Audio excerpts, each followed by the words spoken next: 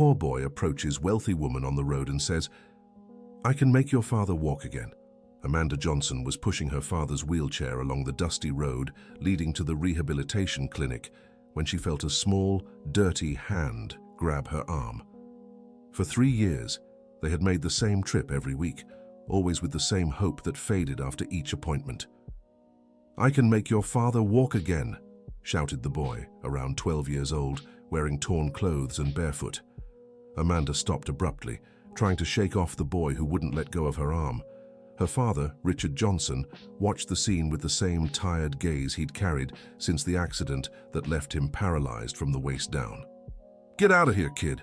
We don't have money," Amanda said, yanking her arm free.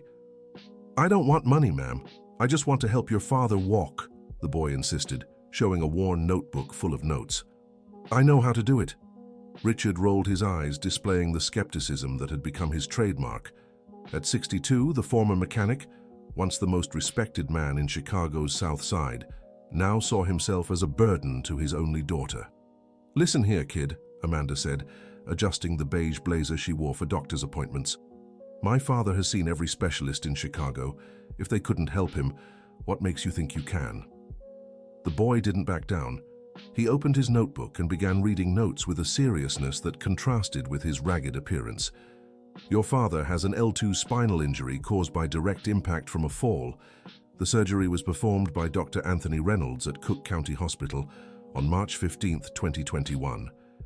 3 titanium screws were placed to stabilize his spine." Amanda felt her blood run cold. Those details had never been made public. Only she, her father, and the medical team knew those specifics. "How do you know that?" she asked, her voice trembling slightly. "I work at the hospital, ma'am." "Well, not officially. I help Miss Betty from housekeeping in exchange for food. But I hear a lot, I see a lot, and I know your father can walk." Richard, who had stayed quiet until then, finally spoke.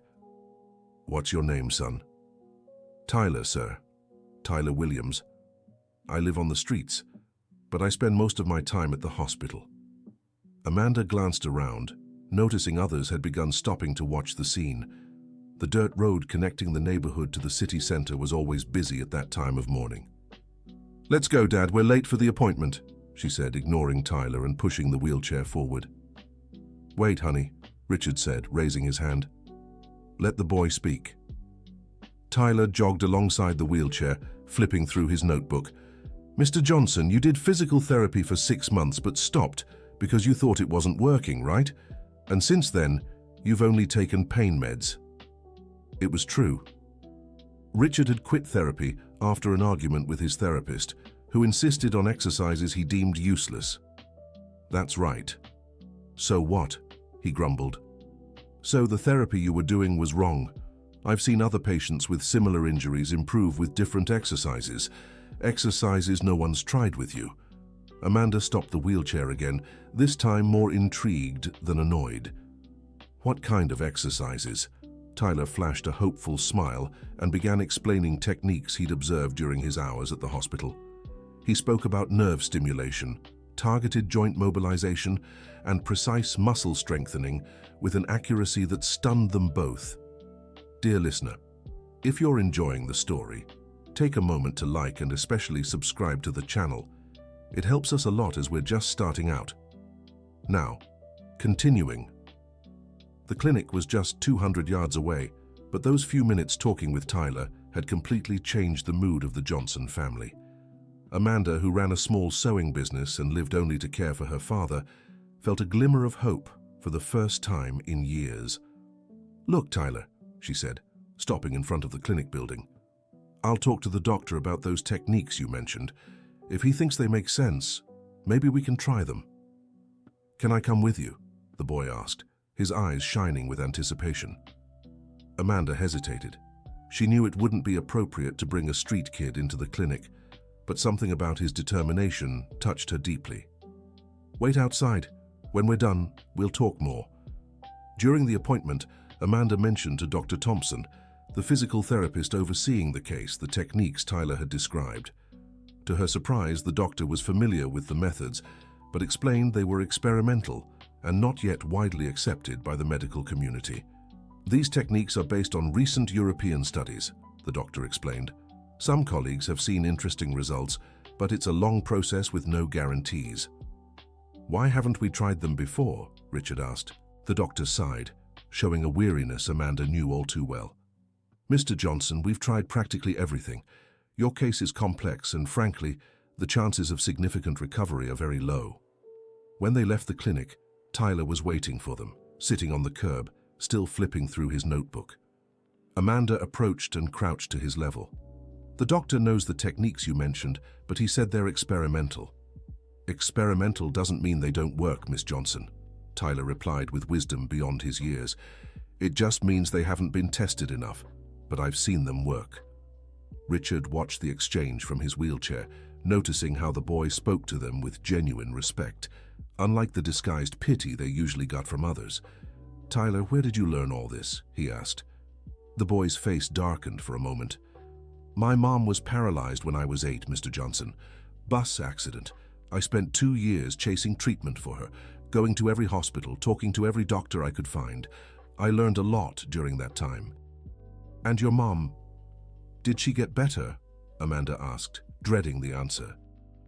She passed 2 years ago, Tyler said, lowering his eyes.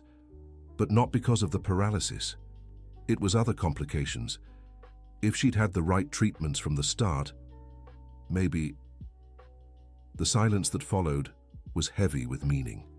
Amanda felt a deep connection to the boy's pain, recognizing in him the same desperation she faced every day.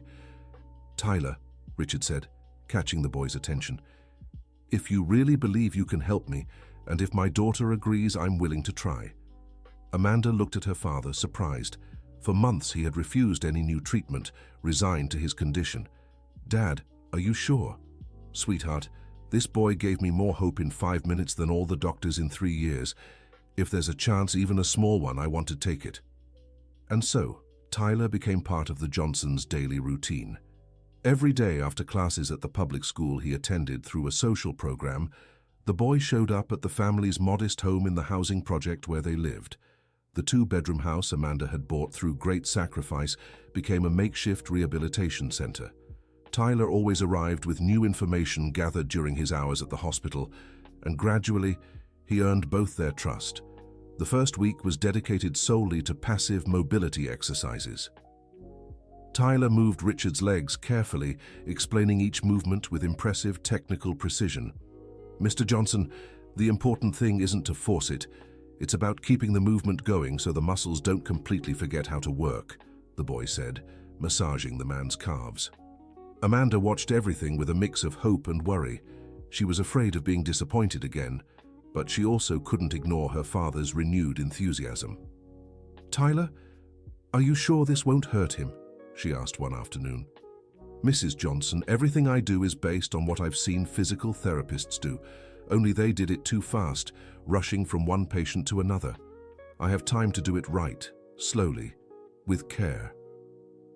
The word care echoed in Amanda's mind. That was exactly what had been missing in the previous treatments.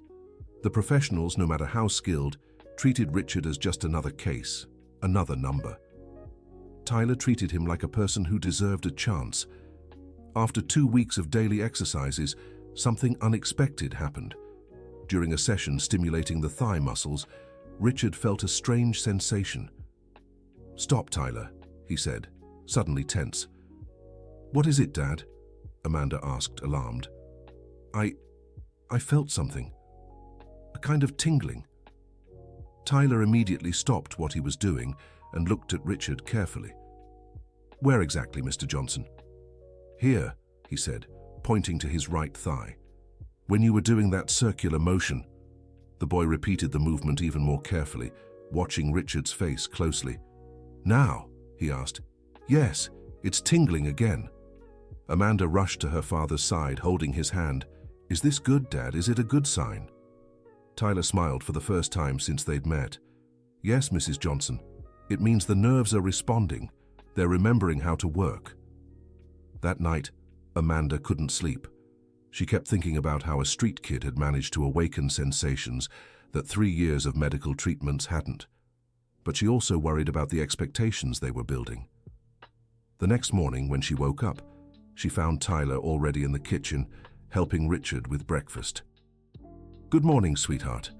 Tyler came early today. He said he wants to try some new exercises." Amanda noticed a change in her father's expression. He seemed more animated, more present. It had been a long time since she'd seen him like that. "Tyler, did you sleep here?" she asked. "No, ma'am. I slept in the square like usual. But I woke up early and thought I'd come right over so we could start." The answer stirred something in Amanda. The idea of a boy sleeping on the streets while dedicating himself so much to helping her family deeply troubled her.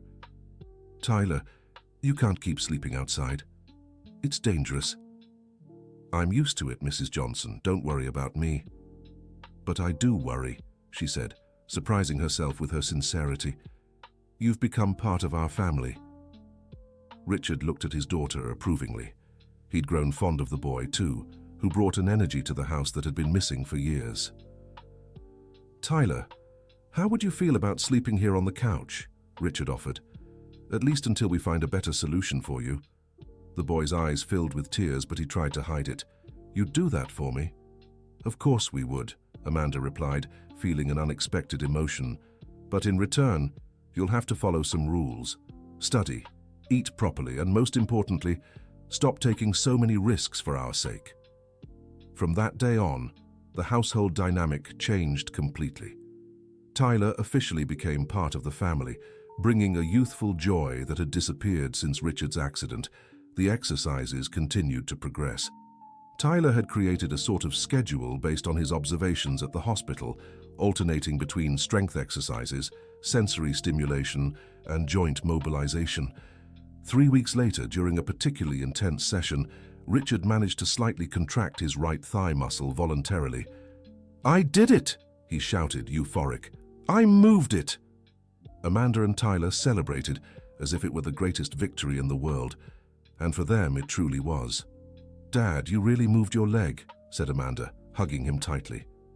"Mr. Johnson, now it'll go faster," Tyler encouraged. "If you can already contract the muscle, soon you'll manage bigger movements." But the happiness didn't last long. At the next appointment with Dr. Thompson, the tests showed that despite the sensations and muscle contractions, there was no significant regeneration of the damaged nerve tissue. "The movements you're observing are residual reflexes," the doctor explained with professional detachment. "It's common in cases like this, but they don't indicate real recovery of motor function." Amanda felt her world crumble again. She looked at her father, who had returned to his usual defeated expression. "So there's no hope, doctor?" she asked. "I'm sorry, but the chances of your father walking again are practically non-existent. You need to accept reality and focus on improving his quality of life within his current limitations." The ride back home was silent. Tyler tried to cheer Richard up, but he could tell his words weren't having any effect. "Mr. Johnson, doctors don't have all the answers. I've seen people who were given no hope get better." "Enough, Tyler," Richard said with a tired voice. "Maybe it's time to stop these illusions." That night, Amanda found Tyler crying in the backyard. "What's wrong, son?" she asked, using the word son for the first time. "It's my fault, Mrs. Johnson. I gave you hope, and now your father is worse off than before." Amanda sat beside the boy and put her arm around his shoulders. "Tyler, none of this is your fault. What you've done for us in just a few weeks is more than many professionals have done in years." "But I promised he'd walk," the boy sobbed. "And who says he won't?" she replied, surprising even herself. "The doctor said there's no significant nerve regeneration, but what if there are other ways?" Tyler looked at her curiously. "What kind of ways?" "I don't know, but you taught me that not everything doctors say is set in stone. Maybe there are other ways to make my father walk that they don't know about or don't believe in." That conversation reignited Tyler's determination.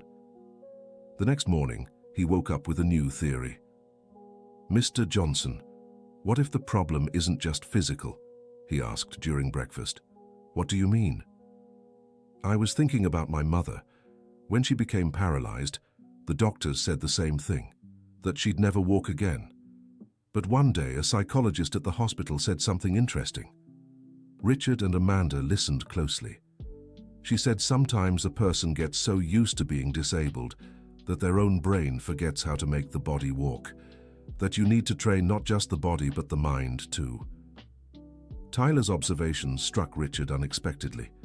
It made him reflect on how he'd adapted to life in a wheelchair, how he'd grown accustomed to depending on others, how he'd stopped fighting. "Are you saying I've given up mentally?" "I'm not judging, Mr. Johnson. Anyone would do the same. But what if we tried training your mind along with your body?" Amanda was intrigued by the suggestion. "How would that work, Tyler?" "Visualization. I saw a physical therapist use this technique with a woman who'd had a stroke. She had the patient imagine she was walking, picture every movement, every step." Richard shook his head skeptically. "That sounds like quackery to me." "Mr. Richard, it doesn't hurt to try," Tyler insisted. "If it doesn't work, we lose nothing. But if it does..." The idea of training the mind along with the body proved more challenging than anyone had imagined. Richard struggled to concentrate on the visualization exercises, constantly interrupted by negative thoughts about his condition. "I can't do it, Tyler. When I try to imagine myself walking, all I can think about is the accident, the pain, the frustration." "Then let's start differently," the boy suggested. "Let's imagine good things you used to do when you could walk." That's how Tyler discovered Richard had been an amateur soccer player in his youth, even catching the eye of professional teams before choosing to work as a mechanic to support his family. "Do you remember what it felt like to run with the ball?" Tyler asked during one session. Richard closed his eyes and for the first time in years allowed himself to recall the pleasant sensations of movement. "Yes, I remember. It was like flying. I could feel every muscle working in harmony." "Then imagine that now. Imagine your muscles remembering how it feels to move." Gradually, the visualization exercises began to take effect. Richard could concentrate for longer periods, and his legs started responding better to physical therapy. Dear listener, if you're enjoying the story, don't forget to like and especially subscribe to the channel. It helps us a lot as we're just starting out. Now continuing. A month after starting treatment with Tyler, something extraordinary happened. During an exercise session, Richard managed to move his right foot voluntarily. "Look, Tyler. Look, honey," he shouted, overcome with emotion. The movement was small, almost imperceptible, but it was real and deliberate. "Dad, you did it!" Amanda cried with joy. Tyler stayed silent for a moment, watching Richard's foot with scientific curiosity. "Mr. Richard, try again," he asked. Richard focused intensely and repeated the movement. "It's real," Tyler murmured, his eyes filling with tears. "It's really real." From that day on, progress accelerated. In 2 weeks, Richard could move both feet. In a month, he was moving his entire legs, still without enough strength to support his weight, but with clear, voluntary control. News of Richard's improvement spread quickly through the neighborhood. Neighbors came to visit, wanting to see the miracle for themselves. Some even asked Tyler to treat their relatives with similar issues. "Tyler, you've become famous," Amanda teased one afternoon, seeing the small crowd forming outside their house. "I don't want to be famous, Miss Amanda. I just want to help your father walk again." But fame brought unexpected problems. One day, Dr. Thompson showed up at the Johnsons' house with a worried expression. "Miss Amanda, we need to talk about this treatment you're doing." "Is there a problem, doctor?" she asked, fearing the worst. "I've received reports that a minor is practicing physical therapy without medical supervision. That's irregular and dangerous." Tyler, who was in the room helping Richard with exercises, overheard and stepped forward. "Doctor, I'm not practicing medicine. I'm just helping with exercises I learned by observing." "Young man, regardless of your intentions, you're operating outside legal boundaries. If something happens to Mr. Richard during these sessions, you could face serious consequences." Amanda felt fear tighten her chest. The thought of losing Tyler and seeing her father regress terrified her. "Doctor, could you supervise the treatment?" she asked. "Miss Amanda, I can't endorse unconventional methods. My professional reputation is at stake. The situation had reached a painful standoff. On one side, there was Richard's clear improvement. On the other, the professional and legal pressure to stop the treatment. "Tyler," Richard said after the doctor left, "maybe it's best if we stop for now." "No, Mr. Johnson," the boy protested. "You're so close to walking. We can't give up now. Son, if something happens to me during the exercises, you could face serious trouble. I don't want you risking yourself for me." Tyler was desperate. After weeks of seeing Richard improve steadily, the idea of stopping the treatment was unbearable. "What if we keep going in secret?" he suggested. "No," Amanda said firmly. "We won't put you at risk." That night, Tyler barely slept. He thought about his mother, how she had lost her chance to recover because she didn't have access to proper treatment. He couldn't let the same thing happen to Richard. The next morning he came with a different proposal. "What if we find someone who can officially supervise? A physical therapist willing to work with unconventional methods?" The idea sounded good in theory, but finding a professional willing to take the risk would be hard. "Tyler, this will cost a lot," Amanda said. "We don't have money for a private physical therapist." "Then I'll get the money," the boy declared with determination. "How?" "I'll work more. I'll ask Miss Betty to give me extra tasks at the hospital. I'll take odd jobs on weekends. Anything to save up." Tyler's willingness to sacrifice for the family that had taken him in deeply moved Amanda. She realized the boy didn't see this as an obligation, but as a life mission. "Tyler, you already do so much for us," she said, emotional. "You gave me a family, Mrs. Johnson. You gave me a home. Now it's my turn to give back." The conversation was interrupted by Richard, who had been silently observing everything. "Come here, both of you," he called from his chair. When they approached, Richard took their hands. "Tyler, you've already given us more than we can repay. Amanda, you've sacrificed your whole life to care for me. Maybe it's time I stop being a burden and start fighting for real." "What do you mean, Dad?" "I mean, I'm going back to Dr. Thompson and I'll demand he helps me find an official treatment that includes Tyler's techniques. I'll use my improvement as proof that the methods work." Richard's decision marked a turning point in the family dynamic. For the first time since the accident, he took an active role in his recovery, no longer just a passive patient. In Dr. Thompson's office, Richard proudly demonstrated his new movements with determination. "Doctor, 3 months ago I couldn't feel anything below my waist. Today, I can do this," he said, moving his legs with clear control. The doctor watched closely, clearly impressed by the progress. "This is remarkable improvement, Mr. Johnson, but we need to better understand what's happening." "What's happening is that boy achieved what none of you could," Richard replied firmly. "And now I want official medicine to learn from him." Richard's bluntness caught the doctor off guard.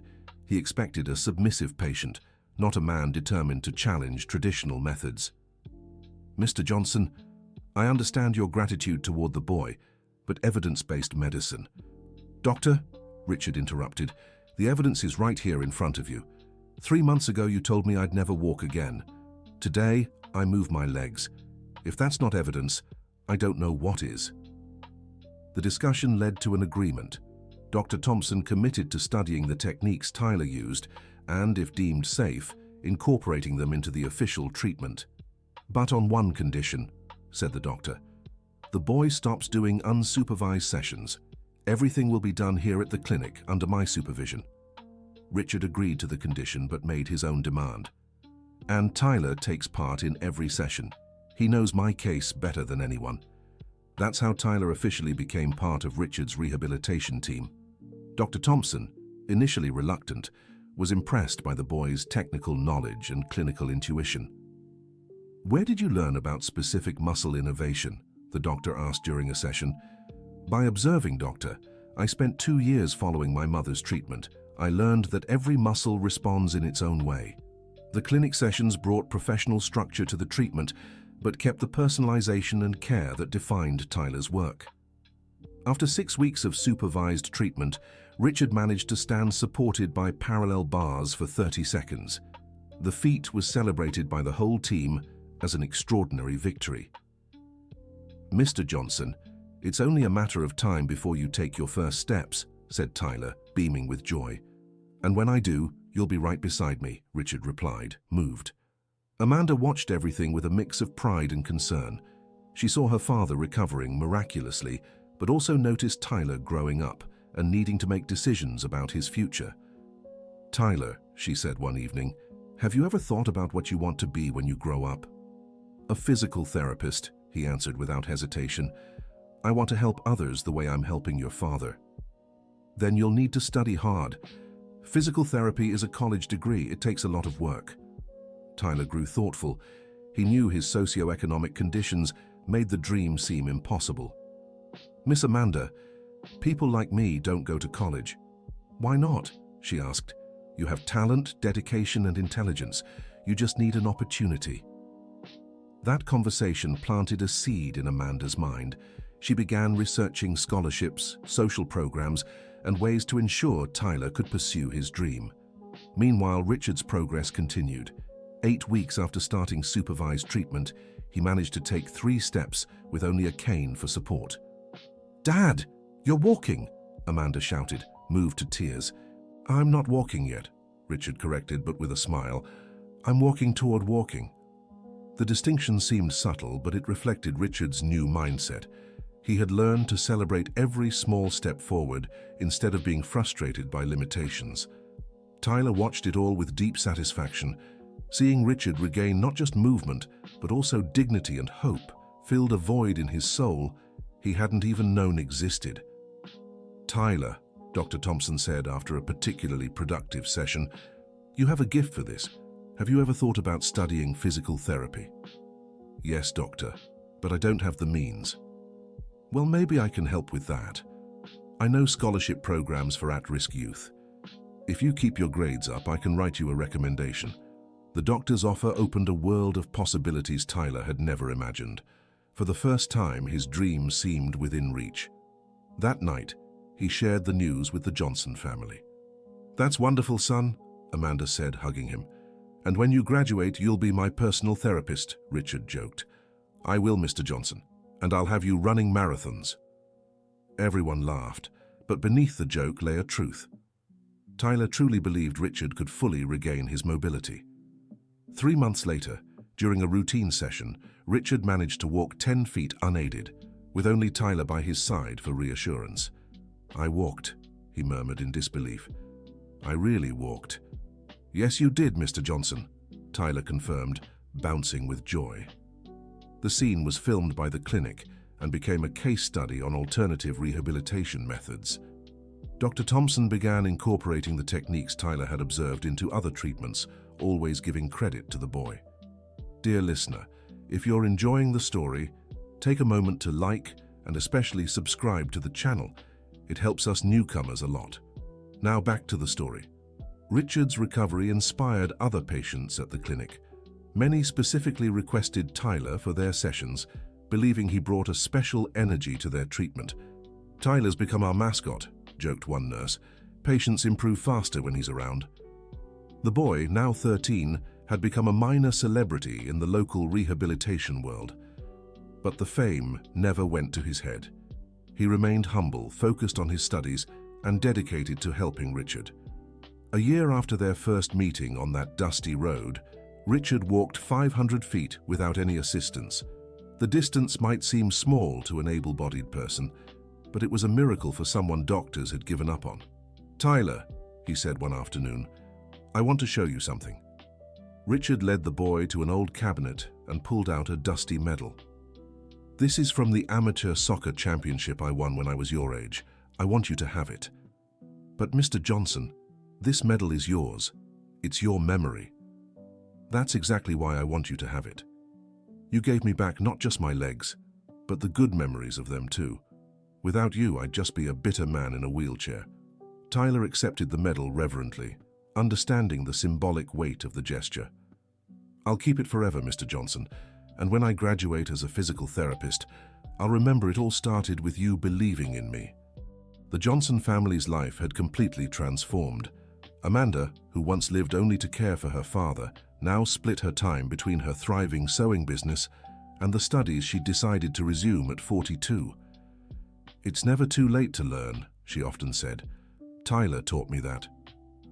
The boy had become not just Richard's physical savior, but the emotional catalyst who brought renewal to the whole family.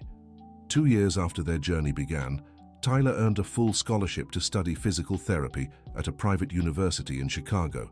His acceptance was celebrated as a family victory.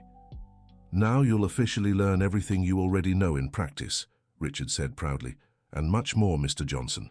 I'll become the best physical therapist in the United States." At Tyler's high school graduation, Richard insisted on walking to the stage to present him with the family's symbolic diploma. "This boy," he said emotionally, "taught me that miracles happen when we find people willing to believe in them." The audience was moved, knowing the story of perseverance that united these two men from different generations.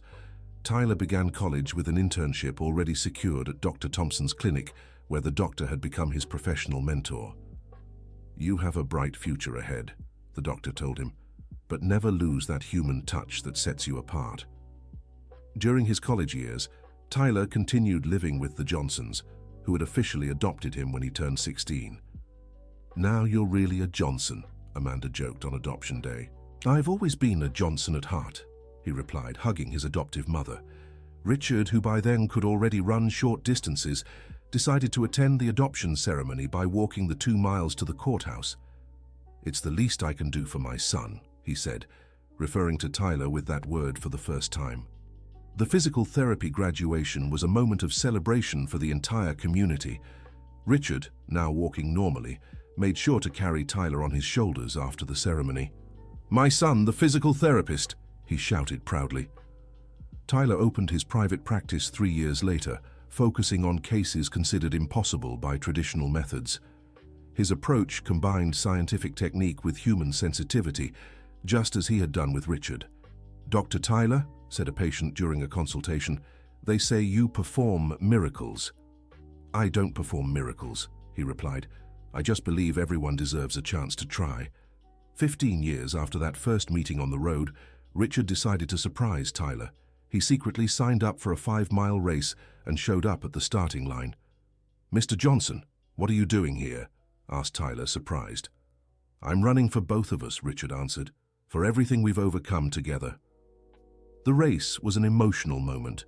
Richard, now 77, completed the 5 miles in a respectable time, with Tyler running beside him the entire way. "We did it, my son," he said at the finish line. "From the first step to this race, we've done it all." Tyler, now a renowned physical therapist, continued to treat patients from the community for free in his spare time, always remembering his humble roots. "Never forget where you came from," said Amanda, now 62 and helping manage her son's practice. "I'll never forget, Mom, and I'll never stop believing everyone deserves a second chance." Tyler's practice became a national reference for complex rehabilitation cases. He developed protocols that combined traditional medicine with innovative methods, always based on careful observation and compassionate care. One day, a desperate mother arrived at the practice with her 10-year-old son, who had lost the use of his legs after an accident. "Dr. Tyler," she said, crying, "all the doctors say my son will never walk again. Can you help?" Tyler looked at the boy, seeing in his eyes the same despair he had felt years ago. "I can try," he replied, "but I need you both to believe in the process, even when it seems impossible." "We believe," said the mother. "We've heard about your miracles." "They're not miracles," Tyler gently corrected. "It's hard work, dedication, and a whole lot of hope." The boy's treatment lasted 2 years, with slow but steady progress. Tyler applied all the techniques he had developed over the years, with Richard always there as a volunteer consultant. "That boy reminds me of someone," Richard said one afternoon, watching Tyler work. "Who?" asked Tyler. "A 12-year-old kid who appeared out of nowhere on a dusty road and promised I'd walk again." Both smiled, remembering how it all began. When the boy took his first steps, Tyler felt the same emotion he had when he saw Richard walk for the first time. "This is why I do what I do," he told the boy's mother, "to see that moment of triumph over the impossible." The story of Tyler and Richard inspired a best-selling book, bringing hope to thousands of families facing similar situations. "I never imagined our story would inspire so many people," Amanda said during the book launch. The inspiration was always here, Tyler replied. It just needed to be shared. Richard, now a healthy and active elderly man, continued to be Tyler's first patient every morning, maintaining the exercise routine that had brought them together. Even though I don't need it anymore, I like coming here, he would say. It reminds me of where we started and how far we've come. Tyler founded an organization to help homeless children who showed an interest in healthcare. The project offered not just treatment, but also education and future opportunities.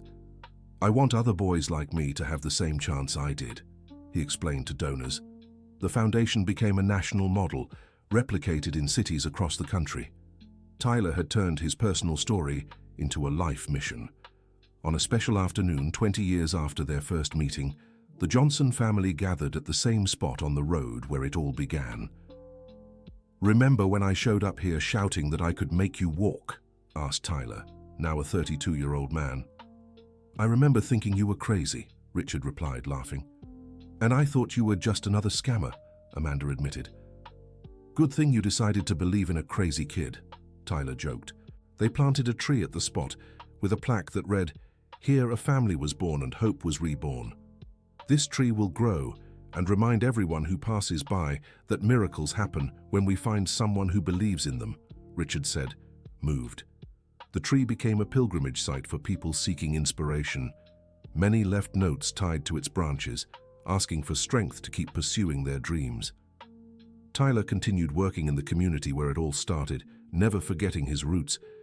His main practice was on one of Chicago's most prestigious streets, but he kept a space in the South Side for those who couldn't afford care. "Success only matters if it can be shared," he often said. Even at 80, Richard remained active, helping with the foundation and inspiring other seniors not to give up on fighting for a better life. "Age is just a number," he'd say. "What matters is the will to live." Amanda, fulfilled both professionally and personally, saw the family that had formed so unexpectedly as the greatest treasure of her life. "Sometimes I wonder what our lives would be like if Tyler hadn't shown up on that road," she reflected. "I don't," Richard replied. "I'd rather be grateful every day for the boy who changed our story." Tyler Johnson's story became legendary in the American medical community. Physical therapy students from across the country visited his practice to learn not just techniques but also the philosophy of care he had developed. "Technique comes from books," he told students. "Compassion comes from living."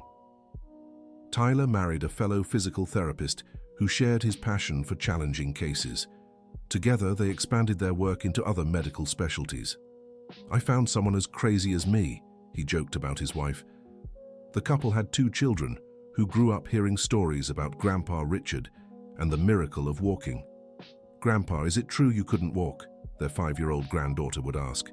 "It's true, sweetheart. But your father taught me we can always try one more time." Every year, on the anniversary of Richard's first steps, the family organized a community walk to raise funds for the foundation. "It's our way of giving back," Tyler explained. The walk grew over the years, drawing thousands inspired by the Johnson family's story. Even in his later years, Richard insisted on completing the entire route. "As long as my legs work, I'll use them to help others," he said. Tyler published several books on rehabilitation, always emphasizing the importance of the human factor in healing. "The body heals with technique," he wrote. "The soul heals with love." His methods were adopted by clinics worldwide, but he never lost sight of the heart of his work, treating people, not just patients. One autumn afternoon, Richard, now 85, called Tyler in for a special conversation. "Son, there's something I've never told you." "What is it, Dad?" "On that road, when you came running, shouting that you could make me walk again, I had already given up on everything. You didn't just save my legs. You saved my life." Tyler hugged his adoptive father, feeling the full weight and responsibility of what his childhood words had meant. "And you saved mine, Dad. You gave me a family when I had nothing." The conversation sealed a pact of mutual gratitude that had begun on that dusty road and would endure for generations. Tyler continued working until he was 70, always innovating and humanizing medical care. He trained hundreds of physical therapists who carried his philosophy across the country. "My greatest pride," he often said, "isn't the patients who walked again. It's the professionals who learned to treat with love." The foundation he established grew into one of the largest rehabilitation centers in the United States, helping thousands every year. Richard lived to 92, active, grateful, and always inspiring others to never give up. "I lived 30 extra years after meeting Tyler," he'd say. 30 years I wouldn't have had if not for a boy who believed in the impossible. On the day Richard passed, he walked to the hospital refusing a wheelchair. "I promised myself I'd never use one again," he told Tyler with a smile. His funeral was a celebration of life. Hundreds touched by his story came to pay their respects. "He taught us that age is no limit to starting over," Tyler said in his speech. The tree they'd planted on the roadside became an unofficial memorial for Richard, where people left flowers and notes of thanks. Even in grief, Tyler kept working, carrying forward the lessons his adoptive father had taught him. "Every step I take from now on will be in his honor," he vowed. Amanda, now 80, remained active in the foundation, overseeing outreach programs. "My mission is to make sure Tyler and Richard's story keeps inspiring others," she said. The Johnson family's journey became a film, a documentary, and even a play. But for them, what mattered most was that it kept changing real lives. "We didn't do this for fame," Tyler said. "We did it because we believed it was possible." By the end of his career, Tyler had helped over 10,000 people regain movement doctors had deemed lost forever. "These aren't just numbers," he'd say. "They're 10,000 stories of triumph."